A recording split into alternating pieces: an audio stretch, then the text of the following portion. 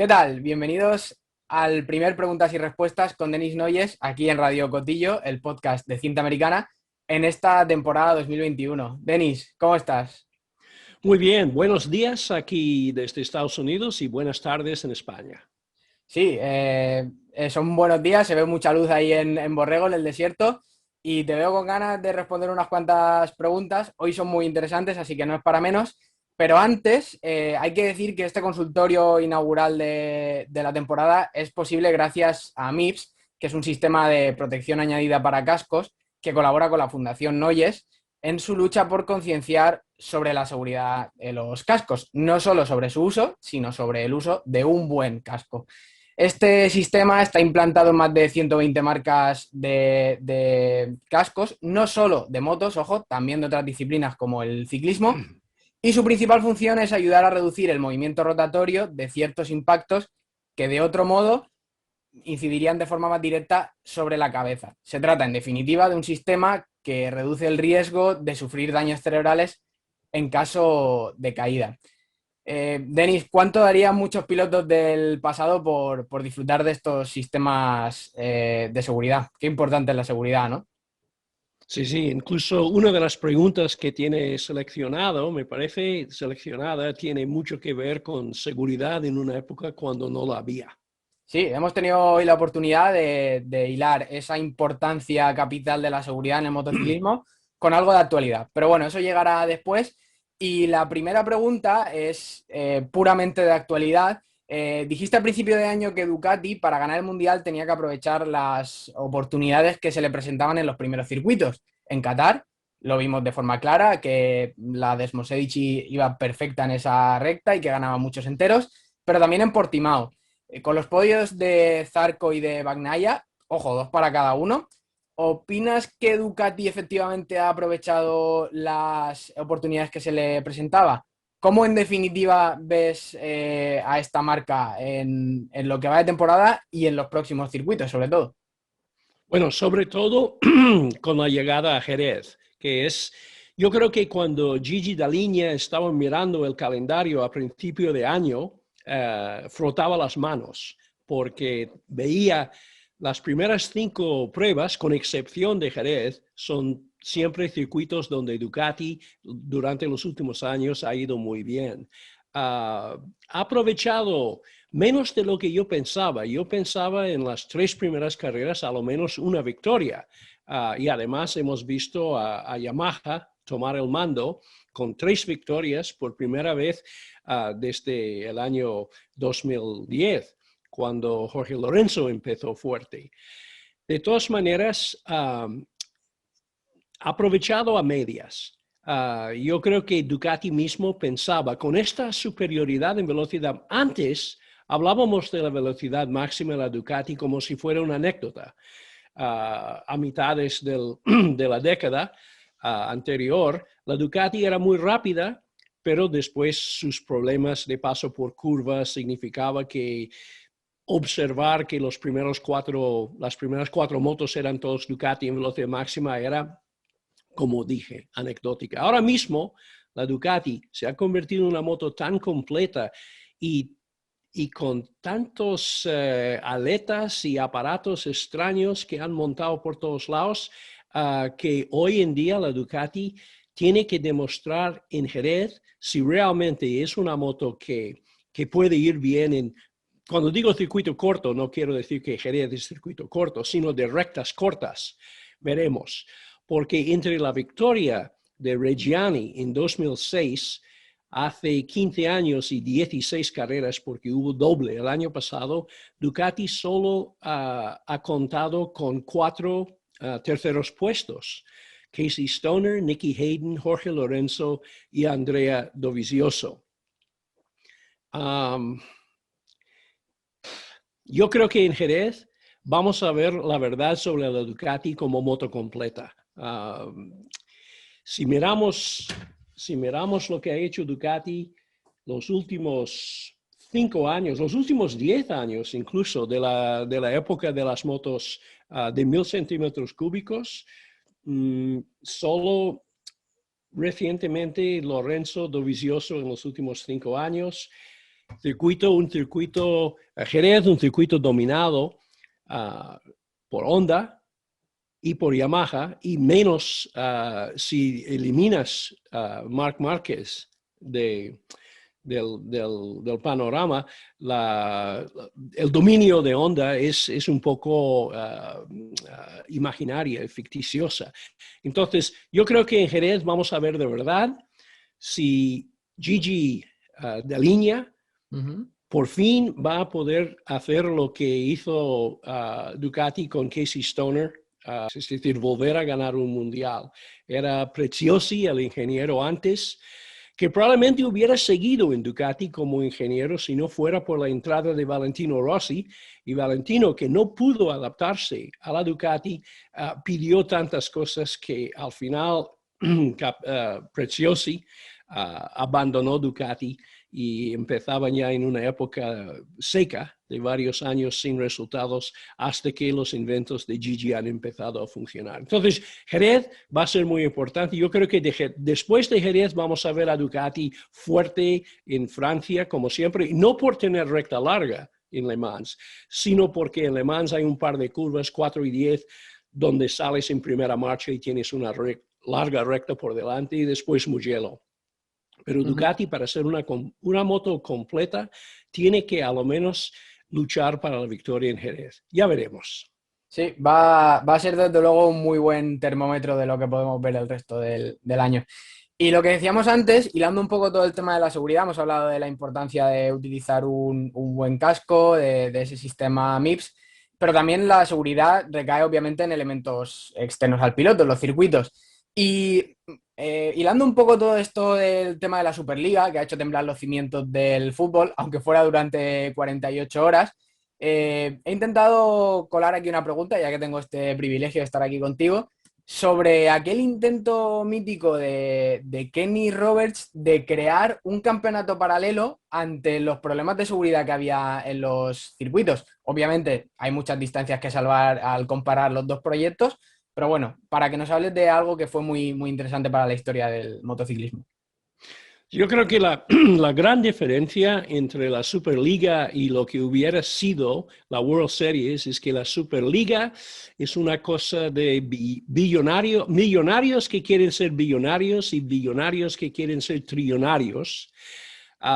Que les importaba en absoluto la afición, la tradición y hasta los mismos jugadores. Bueno, yo no sigo el fútbol muy de cerca, pero sé la importancia que tiene el fútbol como es el deporte número 1 a nivel mundial.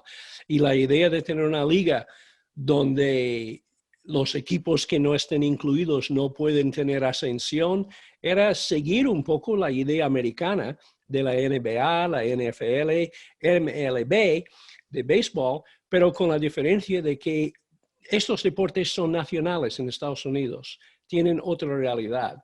Cambiar el sueño imposible del equipo de segunda división de llegar alguna vez a jugar delante de todas las cámaras del mundo, quita todo el romanticismo y la magia del fútbol. Bueno, yo de fútbol creo que es la primera vez que he hablado, a lo menos con la afición española, aunque que sepa que he sido yo entrenador del equipo de fútbol soccer del High School de Borrego Springs, California.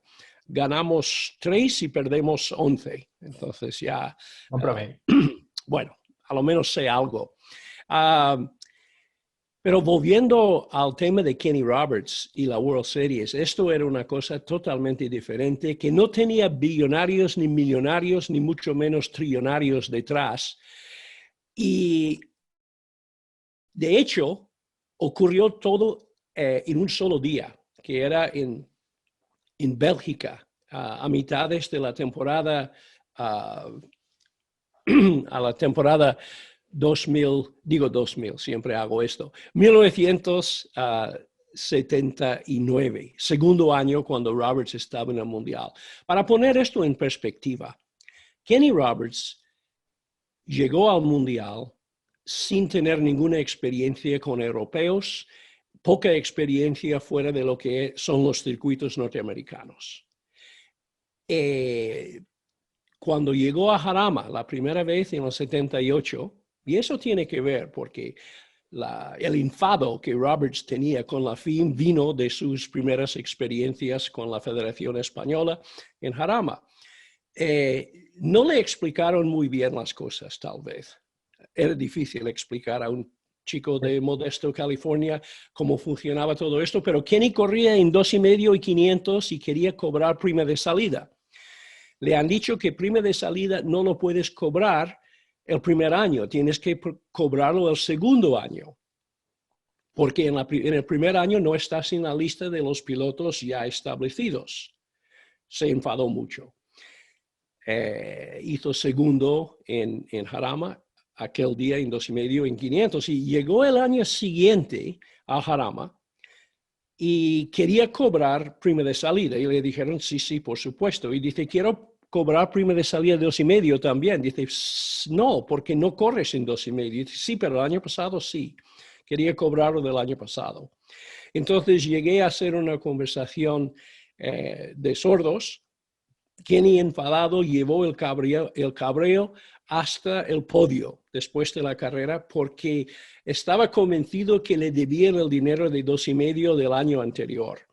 Y cuando Nicolás Rodil del Valle le presentó, además tuvo este famoso encuentro con el rey antes, cuando Roberts le pareció divertido ponerle no cuernos, sino orejas de conejo detrás de la cabeza del rey, que causó bastante preocupación entre la gente del protocolo real.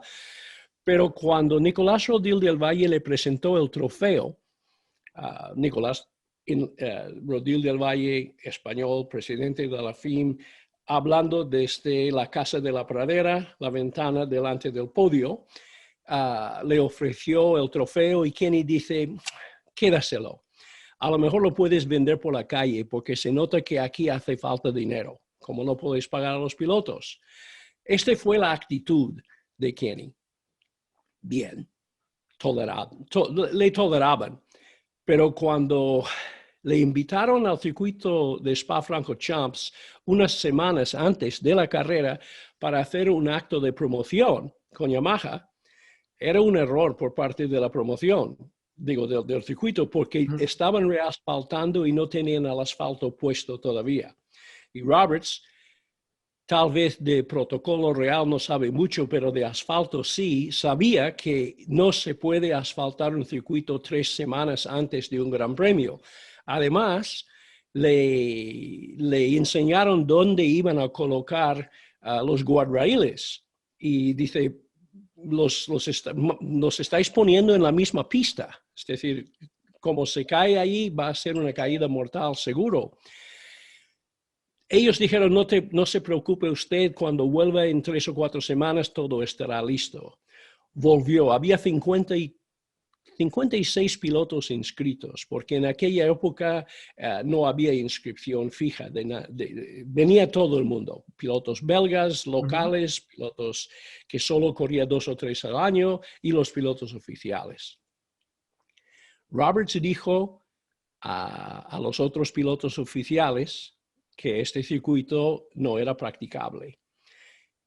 Ellos todos querían cobrar sus primas de salida también. Entonces, hubo un primer entrenamiento. Después de este primer entrenamiento, unos 20 de aquellos 53 optaron por no correr. Esto incluía casi todos los pilotos oficiales. Después de los que sí tomaron la salida en la carrera, otros 10 o 15, no me acuerdo ahora mismo, se metieron en boxes enseguida, dejando a 8 o 9 pilotos en pista, victoria para Dennis Ireland, y un escándalo. Pero el escándalo vino después, cuando Roberts se reunió. Además, de los pilotos que estaban de acuerdo con Roberts sobre la inseguridad en la pista, se incluía el gigante blanco, el Will Hartog de Holanda. Y Hartog, aunque después se puso en contra a la World Series, estaba a favor del boicot aquel día. 2 otros holandeses, Middelburg y Bert van Doelman, optaron por salir. o pensaban que iban a salir. Entonces fue cuando Roberts habló con Hartog y ellos hablaron con su club de fans de Hartog, y los club de fans de Hartog holandeses se presentaron delante del garaje de los otros dos holandeses, Middelburg y Boet van Doelman, y les dijo que si ellos corrían iban a tirar botellas de cerveza a ellos durante la primera vuelta, lo cual les hizo cambiar de parecer. Todo esto muy folclórico y algo violento, pero después de la carrera hubo una reunión, Robert Sheen, Hansford de 2,5, 3,5, algunos más, que dijeron que de ninguna manera iban a seguir corriendo en estas condiciones y que tampoco iban a volver nunca más a Spa-Francorchamps. Kenny no tenía ningún apoyo de nadie, solo tenía algunos periodistas que ponían en la prensa sus palabras, pero representaba una especie de amenaza. Y como una bola de nieve iba creciendo y creciendo. Te digo la verdad, Christy, no hubo ninguna posibilidad de hacer este campeonato. Ellos querían hacer Kenny, Barry Coleman, el periodista, le ayudó mucho a poner en palabras los conceptos que tenía Kenny. La idea era 8 carreras en 8 países diferentes, solo en circuitos importantes, Daytona en Estados Unidos, no sé cuál, Brands Hatch en Gran Bretaña, y que solo iba a correr 2 categorías, Fórmula 1, 500, y Fórmula 2, 2,5. Yo estuve en motociclismo en aquella época y había hablado mucho con Roberts y Coleman sobre esto. Yo hice un artículo bastante positivo o negativo desde el punto de vista de la Federación Española, diciendo el porqué de la World Series. Problemas de seguridad, problemas de sueldo, de pago, prima de salida muy baja, falta de diálogo, todo esto. Yo me acuerdo que estuve muy orgulloso de este artículo y lo presenté a mi jefe, Javier Herrero, y Javier lo leyó y dije, está muy bien, no te lo voy a publicar de ninguna manera, por 2 motivos. Uno, porque esto es imposible, no va a pasar nada. Y segundo, porque yo ya tengo bastantes problemas con la Federación Española para que tú me vayas enmerdando más en esto, ¿sabes? Tenía razón. Se colapsó todo, pero causó tanto impacto entre los pilotos que Nicolás Rodil del Valle, que no era nada tonto, se dio cuenta de que esto, que era una locura nacida en Bélgica durante un día de enfado, iba a convertirse en algo muy grande. Entonces hicieron un montón de cambios. Aumentaron prima de salida por 300%, eliminaron guardias israelíes, eliminaron algunos circuitos, obligaron a los de Spa-Francorchamps a mejorar la seguridad. Entonces, el efecto de la World Series era enorme. Era el comienzo de una revolución de pilotos que algunos años después, cuando Dorna compró los derechos y tuvo esta guerra inicial con Bernie Ecclestone, otra vez se hablaba de World Series y otra vez sirvió, porque Ecclestone no tenía ninguna intención de hacer un World Series. Lo único que quería hacer era hacer lo que hace Bernie, ganar dinero en esto pero gracias a todo esto y recurriendo a lo que era la iniciativa de Kenny, hicieron muchos cambios. Y te cuento una cosa muy rápida. Hablando de Roberts, de lo que era, de lo que es como persona. Hubo una carrera muy importante, se celebraba todos los años internacional, el Trofeo Transatlántico o el Match Race en Gran Bretaña, que era Estados Unidos contra Inglaterra, que era una iniciativa de un par de promotores, Gavin Tripp y Bruce Cox de Estados Unidos. Ellos montaron aquello, la primera vez lo montaron todo con BSA y Triumph. La segunda vez vino Cal Rayburn con una Harley Davidson y ganó carreras con una Harley en los circuitos ingleses, pero Inglaterra dominaba.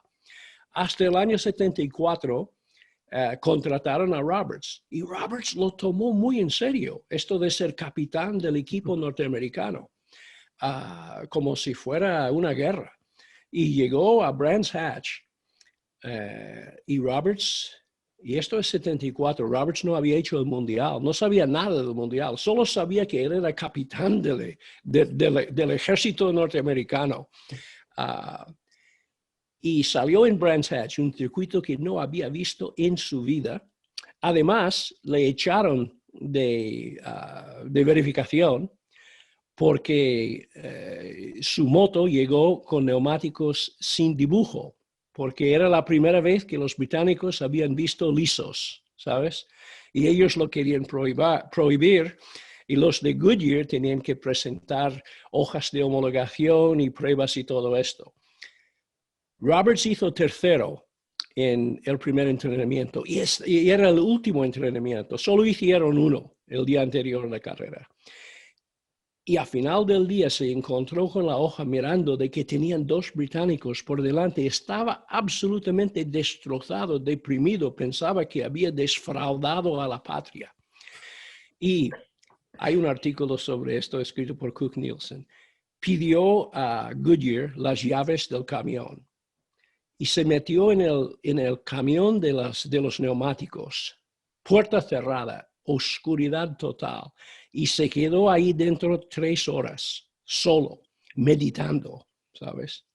Y cuando salió, dijo a Kel Carruthers, o no era Kel Carruthers, lo dijo a Paul Butler, dijo, he llegado a la conclusión de que lo que pasa en pista tiene mucho más que ver con la mente que con otra cosa.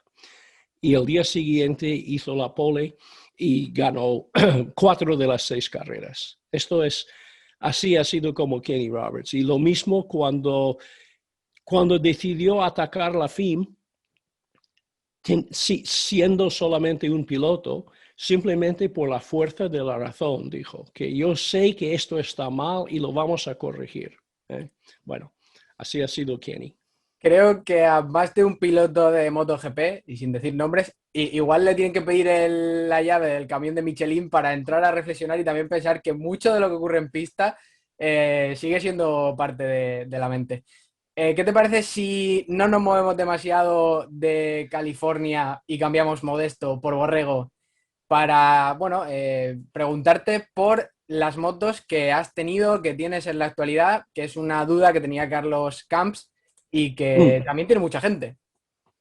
Bueno, ok. Justo antes, de todas maneras, quería decir una cosa, que hoy en Estados Unidos ha muerto Dick Mann, que tal vez este nombre no suena mucho, pero Dick Mann, piloto de BSA Triumph en aquella época, en las primeras carreras de Trofeo Atlántico, era uno de los grandes velocistas, un tío admirado por Kenny Roberts y por todos nosotros. Con 87 años, nunca llegó a hacer mundiales porque corrió flat track en Estados Unidos y todo esto. Pero quería mencionarle porque solo hay 4 pilotos que han hecho lo que es el Grand Slam en Estados Unidos, que es ganar en todas las disciplinas de short track, short track, media milla, TT y también velocidad. Entonces, esto era primero. Los otros son Kenny Roberts, Bubba Schobert y Doug Chandler. Y no habrá un quinto porque ya los velocistas y los pilotos de dirt track son de otra especialidad. De Pero hecho, me has preguntado... Sí, perdona que dime. te interrumpa. A Nicky Hayden, si no me equivoco, le faltó la milla, ¿puede ser? Le faltó la milla y yo me acuerdo que Nicky me dijo que él era pues en su segundo año de piloto profesional y el campeón Scott Parker estaba haciendo su última carrera en una milla, creo que era en Del Mar, California. Entonces él vio la posibilidad de ganar la carrera, pero para hacerlo tendría que sacarle a Parker de pista. Y dijo, yo pensaba, bueno, me quedan muchos años y esta es su última carrera. Y Nicky me dijo, esto de ser tierno con manillar en manos no es bueno para los profesionales. Pues vamos al lío, a ver qué motos has tenido, tienes. Creo que has preparado una sorpresilla, un golpe de efecto. Así que nada, cuéntanos. Bueno, la verdad es que yo nunca llegué a subirme en una moto hasta llegar a España, ya con, bueno, 23, 24 años, no había subido en moto en la vida, salvo como pasajero. Una vez como paquete me dio un susto y no quería subirme mucho más, nunca más, pero llegué a Barcelona. Y en Barcelona, en el año 66, 67, si no tenías una moto, no eres nadie, ¿sabes? No ibas a ligar, en absoluto, sin moto, imposible. Y yo no tenía idea de motos, lo cual lo demuestro con mi primera compra. Compré una BMW R27, 4 tiempos con cardan. Y además lo compré a un tío que trabajaba en el Instituto Americano que me engañó del todo, porque yo pagué, bueno, me engañó 2 veces. Primero, el precio era 6,000 pesetas para la moto, pero hubo una devaluación de la peseta, la primera devaluación desde hace mucho tiempo, justo la noche antes de que tenía que pagarle. Entonces llego con mis 6,000 y me dicen, no, no, no, son 7. Yo de, pero chico, hemos hablado en pesetas. Dice, siempre cuando hablo de cualquier divisa y en el fondo estamos hablando de dólares. Los dólares cuentan, ¿sabes? Y yo dije, yo no pago más. Y es igual, lo vendo a otro. Yo creo que estaba haciendo un bluff, pero yo compré la moto en 7,000. Pero encima, la moto era absolutamente, totalmente ilegal en cualquier país del mundo, porque era una moto que tenía una matrícula ovalada de aquellos grandes. Una matrícula así es como decirle a la Guardia Civil, párame, que soy ilegal, porque este es una placa militar de los americanos que solo funciona en ciertos países y España no era una de ellas. Y además, toda la documentación que no lo leí, me dijo, aquí la documentación, aquí la moto, aquí las llaves, esto después de haber recibido los 7,000. Toda la documentación estaba escrito en turco. Yo no leo turco, la Guardia Civil tampoco. Yo me acuerdo cuando me pararon, miraron esto y dijo, vete ya que no queremos perder el día contigo, ¿sabes?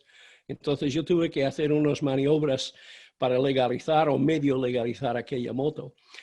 Pero después decidí que quería más cilindrada, más moto, ¿sabes? La BMW no era tan rápida. Entonces hice el segundo error más grande de mi vida, tal vez el más grande. Compré unas Anglas 500, pero no las Anglas 400 monocilíndrica que utilizaba la policía, sino la 500 de verdad, que tenía avance manual. Avance manual significa que cuando tú arrancas la moto, si no te acuerdas de lo del avance manual, la moto te puede dar una patada y romperte la pierna. El tío que me lo vendió lo explicó con tanto lujo de detalle sobre lo que le ha pasado a él y además iba medio cojo, que me impresionó tanto que nunca me olvidaba en absoluto del avance manual.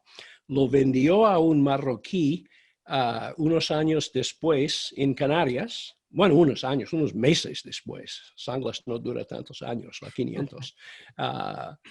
Lo vendí y le dije al tío que tenía muchas ganas de tener una moto y era la moto más grande que había visto. Y yo le dije, mira, es muy importante que te acuerdas del avance manual. Muy importante. Dice, no te preocupes, yo de estas cosas me entiendo.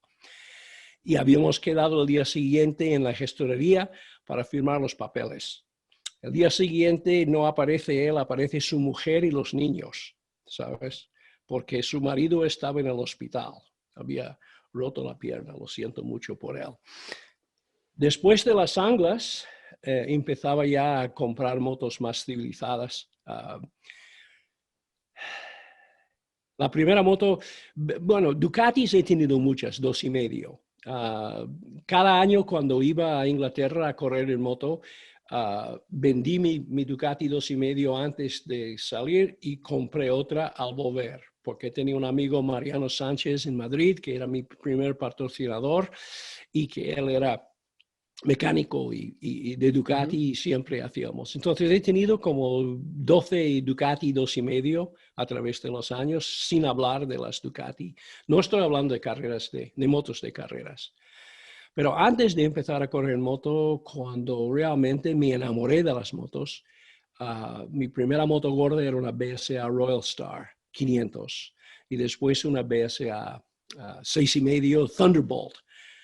Pero la moto que quería comprar en aquella época era la Triumph Bonneville, pero es que costaba la diferencia, y porque yo trabajaba en Barcelona de profesor de inglés y tenía que hacer los ahorros de todo un año para ir a Inglaterra a correr la moto y no llegaba. Entonces me quedé sin mi Triumph. Compré una Norton para carreras, pero no para ir por la calle. Y he tenido muy pocas motos de calle porque cuando te metes, bueno, porque tenía la suerte de ser probador de motos. Por ejemplo, nunca he sido dueño de una Kawasaki, pero tuve una Kawasaki 3 cilindros, 2 tiempos, durante mucho tiempo como moto de pruebas. La moto más explosiva que he conocido en la vida. Norton, Suzuki, GS1000, Honda 404, casi mi moto favorita, la 404, la pequeña, porque para ir de viaje en países donde no todas las carreteras están asfaltadas, es una buena moto porque pesa poco y puedes salir de líos. Fui a Grecia, norte de África con ella. Y la Laverde 500, que era mi moto de carrera, también era mi moto de calle. Lo que pasa es que como en aquella época yo no tenía ni permiso de trabajo ni residencia, tuve que venderlo porque otra vez me vino a ver la Guardia Civil y me tuve que legalizar. Gracias a Solomoto, que fueron los únicos que realmente me mandaron a Agencia Pons de Madrid. Yamaha FZ 7,5 no era mi moto de calle, sino de carreras, de resistencia. Y después tengo una moto más que he comprado. Lo tengo aquí al lado. Es la Triumph, que nunca llegué a comprar en aquella época. Mi moto de ahora es la Thruxton 900. Es una moto de carrera corta. Y 68 caballos, que no suenan a mucho, pero la verdad es que si esta moto hubiera salido en el 68 cuando yo quise comprar la Triumph, hubiera sido la mejor superbike de toda la vida. Me ha preguntado qué moto quiero comprar. Te digo la verdad, ninguna. Ya con esta me basta, ¿sabes? Con sus 68 caballos, sus 4 válvulas por cilindro, carrera corta, ya es mi superbike. Es que eso de tener una espinita clavada, no hay nada como quitársela, con el paso del tiempo, Y tener una mujer que me permite traer la moto dentro de la sala también, que esto no es de toda la vida. Estaba pensando justo en Heidi, ¿En qué habrá pensado cuando te haya visto meter la moto en el salón? Hemos tenido muchas motos en casa. En Madrid, la Ducati 2,5 de carreras vivía en la cocina porque no teníamos garaje. Y Kenny se acordará de que cuando cambiamos de Barcelona a Madrid a vivir en Miraflores de la Sierra, pasemos todas Navidades ya con una Ducati Panda bajo el árbol de Navidad. Buena cosa para tener bajo el árbol de Navidad. Pues nada, Denis, con este repaso que ha sido completo, seguro que hay alguna foto que nuestros compañeros de redes sociales de Cinta Americana pueden publicar y demás estos días, y para ver alguna de esas motos que tienes. Y poco más por hoy.